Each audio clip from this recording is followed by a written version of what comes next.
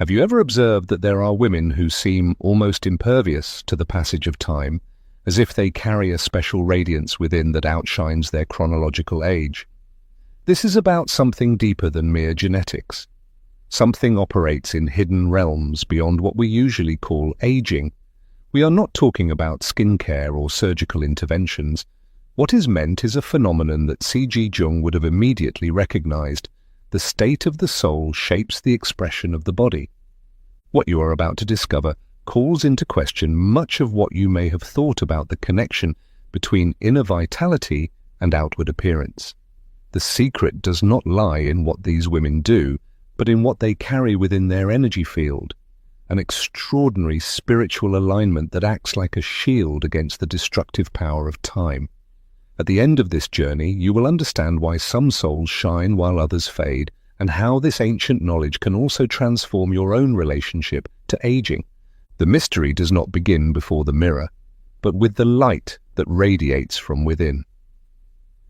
When Jung spoke about the influence of the psyche on outward appearance, he knew that consciousness shapes reality in ways we have almost forgotten today. Some women carry a vibration within them that operates outside the conventional laws of aging.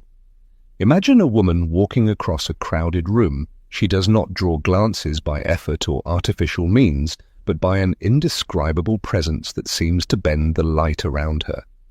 Her face tells stories and yet appears fresh. Her eyes reveal ancient wisdom, and at the same time sparkle with childlike curiosity. This is the archetype of radiant femininity, the woman whose soul keeps her young. Jung described this phenomenon as the process of individuation, the union of the conscious and unconscious that leads to psychic wholeness. Women who walk this path often notice that their outward appearance changes along with their inner metamorphosis. They embody what Jung called the eternal aspect of the feminine, a timeless essence that transcends biological aging. Within them lives what Jung called the Anima Mundi, the world soul that invisibly connects all living beings. They have learned to attune themselves to this cosmic rhythm. Their personal story recedes behind something greater, timeless. In doing so, they confirm what mystics have always known. Consciousness shapes time, and time shapes the body that carries this consciousness. These women possess a shared ability. They transform suffering into wisdom without becoming bitter. While others are weighed down by disappointment, they turn pain into light. Think of a woman who has suffered many losses and yet carries an inexplicable softness in her face. She has not avoided life, but has practiced what Jung called active imagination, the ability to work creatively and healingly with unconscious contents. In this way, she prevents inner poisons, which would otherwise lead to premature aging, from taking root in her system. The ancient Greeks distinguished between Chronos and Kairos. Chronos is the linear, mechanical time to which most submit. Kairos, on the other hand, is sacred time, the eternal moment in which transformation becomes possible. Women who appear mysteriously young live primarily in Kairos. Chronos touches them only when necessary but never defines their essence. The beginning of this path lies in what Jung called the encounter with the shadow, those parts within us that we would rather hide. Many people waste enormous energy suppressing these dark aspects. This eventually shows in the face, in posture, in radiance. The radiant woman has made peace with her shadow, integrated it instead of fighting it. From this integration arises what the ancient alchemists called the philosopher's stone, a state of inner wholeness that radiates outward. When inner conflicts cease to constantly drain life energy, that power is freed for regeneration and renewal. The face relaxes into its natural beauty. The eyes become clear, free from the mists of inner battles. The posture straightens, with genuine, not feigned, self-confidence. Yet something deeper happens here, something directly connected with the nature of time itself. Jung understood that the psyche operates according to its own laws of time. He called this synchronicity, meaningful coincidences pointing to a reality beyond linear causality. Women who embody this extraordinary spiritual quality seem to live partly outside ordinary time. They have developed what Jung called the observing self, a part of consciousness that can distance itself from everyday drama while remaining fully engaged. This inner attitude allows them to observe their own aging process without identifying with it. A paradoxical shield arises precisely because they consciously perceive aging. It slows down. They age as participants, not as victims. Linked to this is what Jung called the transcendent function, the bridge between the conscious and unconscious that makes true transformation possible. This psychological achievement creates a kind of temporal bubble around them in which the usual laws of aging operate differently. Yes, they age, but in the rhythm of their soul's development, not according to the relentless ticking of the clock. Perhaps you yourself have met women with a timeless radiance that makes you question their true age. They move with a dignity born of inner work. Their soul wounds have transformed into strength rather than exhaustion. Their laughter comes from deep layers. Their silence carries peace. Their presence awakens awe at hidden mysteries. Science is only now beginning to understand what Jung sensed decades ago. Research in epigenetics shows that emotions directly influence how genes are activated. Chronic stress accelerates cellular aging. States of inner calm and joy, on the other hand, promote regeneration. Even telomeres, the protective end caps of our chromosomes, biological markers of aging, respond sensitively to our inner state. What Jung called the collective unconscious grants these women access to an inexhaustible source of renewal. They tap into archetypal energies that femininity has carried for millennia. This connection creates something akin to biological grace. Cellular regeneration proceeds faster. The body remains youthful. Women in vital contact with the self, the archetype of wholeness and meaning, show measurable differences. Their cortisol remains balanced, inflammation levels stable, cellular repair mechanisms function optimally. The peace of the soul preserves the youth of the body. This is not fantasy, but the recognition of a deep connection between consciousness and physicality, which Jung spent his life exploring.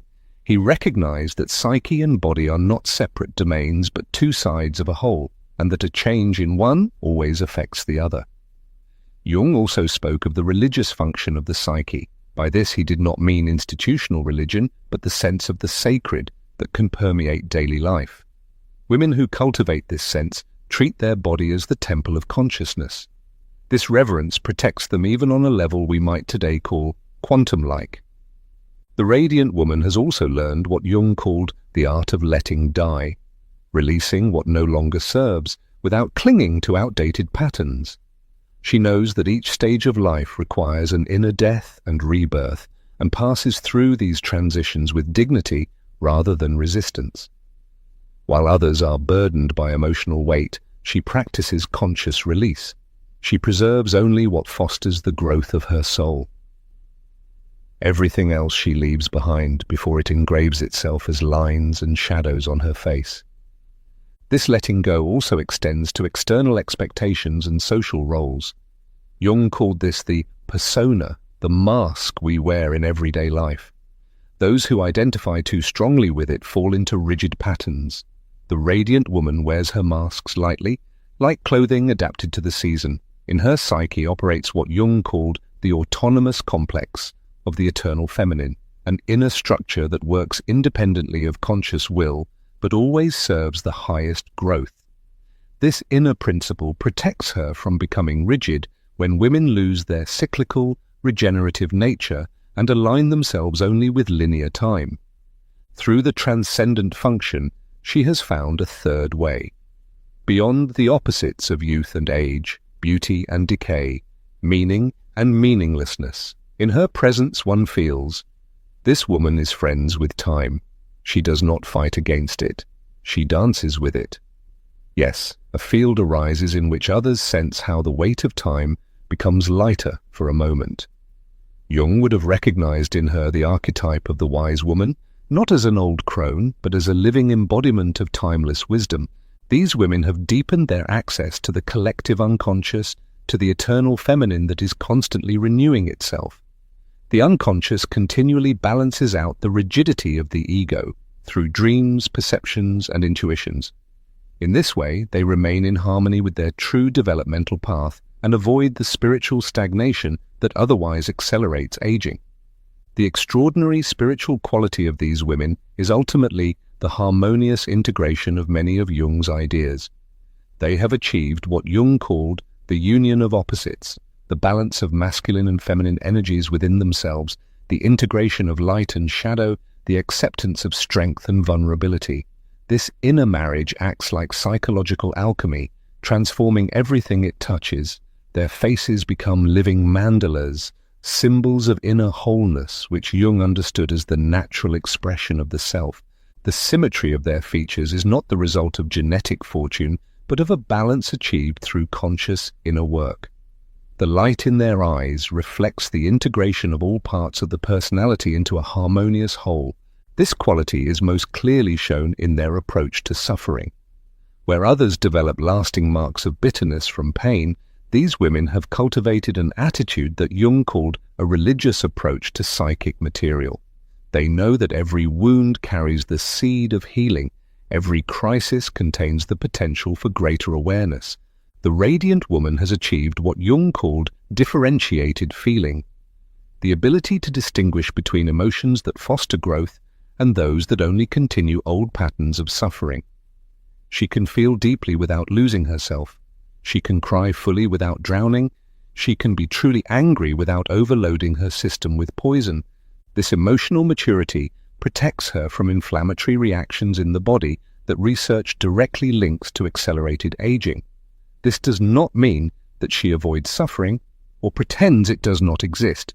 Rather, she has developed the ability to endure the tension of opposites, as Jung called it, and to remain present in difficult experiences without immediately fleeing or grasping for quick solutions. In this way, she prevents the inner fragmentation that accelerates the aging process. Her nervous system remains regulated even under pressure, preserving what researchers today call heart rate coherence, a state in which breathing, heartbeat, and emotions are in harmony.